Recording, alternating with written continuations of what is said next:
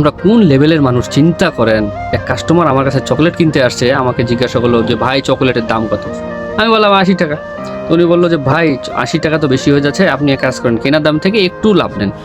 আমি বললাম যে ভাই আসলে আমার পণ্যটা 70 টাকা কেনা, আপনি 75 টাকা দিন, 5 টাকা বাদ দিলাম। এখন উনি আমাকে বলতেছে যে ভাই 70 টাকা তো বেশি হয়ে যায়, যাক আপনি 70 টাকাই রাখেন। আমি বললাম যে ভাই 70 টাকা তো আমার কেনা, আপনাকে তো আমি 70টা বললাম। এখন উনি বলতেছে ভাই রাখেন 70 টাকা, কম হইলেও লাভ হবে। এখন আপনি কেমনে বুঝলেন যে আমার লাভ হবে না লস হবে? আপনাকে তো আমি 70টাই বললাম। চিন্তা করেন 70 টাকা কিনা ওনাকে বললাম আমি, এখন উনি আমাকে বলতেছে যে ভাই 70 টাকা রাখেন, লাভ অল্প হইলেও হবে। না ভাই 70 টাকায় নেন, আল্লাহ দিব আপনারে। মানে ভাই আপনি কি ভিক্ষুক যে আপনি আমার কাছে ভিক্ষা নিয়ে আল্লাহর কাছে দোয়া করবেন? এখন উনাকে আমি আমার কেনা দাম বলাতেই আমি বিপদে পড়ে গেলাম।